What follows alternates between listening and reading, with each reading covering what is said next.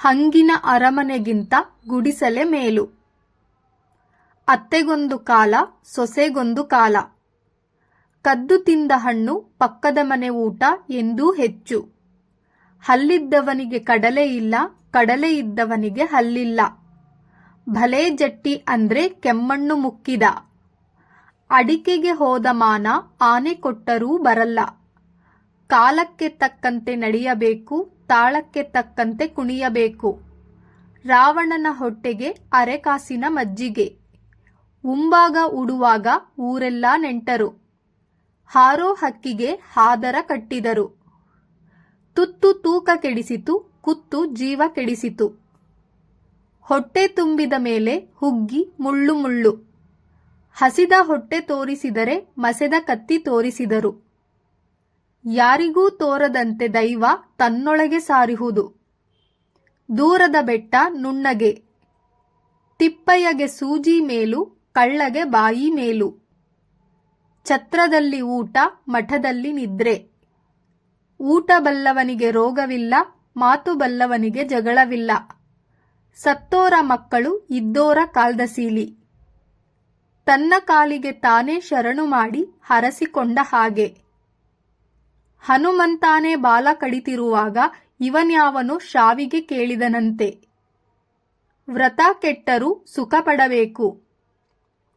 ಚಿನ್ನದ ಕಳವಳ ನಿಲ್ಲಿಸಿದವರೇ ಉತ್ತಮರು. ಸಂತೆ ಕಟ್ಟೋಕು ಮೊದಲೇ ಸೇರಿದರು ಗಂಟು ಕಳ್ಳರು. ಹನಿ ಹನಿ ಗೂಡಿದರೆ ಹಳ್ಳ, ತೆನೆಗೂಡಿದರೆ ಬಳ್ಳ. ಅನುಕೂಲ ಸಿಂಧು, ಅಭಾವ ವೈರಾಗ್ಯ. ತೋಟದ ಬೇಲಿಯನ್ನು ದಾಟಿ ನೋಡಿದವರಾರು?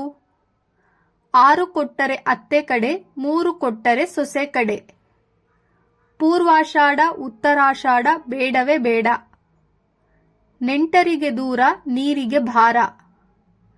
ತಾಗದೆ ಬಾಗದು, ಬಿಸಿಯಾಗದೆ ಬೆಣ್ಣೆ ಕರಗದು. ಎಲ್ಲಾ ಜಾಣ, ತುಸು ಕೋಣ. ಓದಿ ಓದಿ ಮರುಳಾದ ಕೂಚು ಬಟ್ಟ.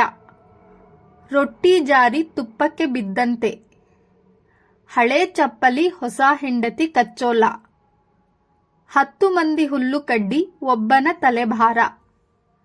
ತಾ ಕಾಣದ ದೇವರು ಪೂಜಾರಿಗೆ ವರ ಕೊಟ್ಟಿತೆ. ಬಂದ ದಾರಿಗೆ ಸುಂಕವಿಲ್ಲ.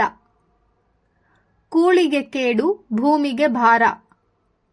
ಸಂಕೋಚ ಮಾಡಿದರೆ ಸಂಕಪಾಷಾಣವು ಸಿಗದು. ಮಾತು ಮನೆ ಮುರಿತು, ತೂತು ಓಲೆ ಕೆಡಿಸಿತು. ನಾ ಬಲ್ಲೆ ಅನ್ನೋ ಮಾತು ಎಲ್ಲರಿಗೂ ಸಲ್ಲದು. ಮಾತು ಬೆಳ್ಳಿ, ಮೌನ ಬಂಗಾರ. ನಗೋ ಗಂಡಸನ್ನು, ಅಳೋ ಹೆಂಗಸನ್ನು ನಂಬಬೇಡ. ತಿಳಿದವ ಮಾಡ್ಯಾನು ನಳಪಾಕವ. ಕದ್ದ ರೊಟ್ಟಿ ಬೇರೆ, ದೇವರ ಪ್ರಸಾದ ಬೇರೆ. ಬೆರಳು ತೋರಿಸಿದರೆ ಹಸ್ತ ನುಂಗಿದನಂತೆ.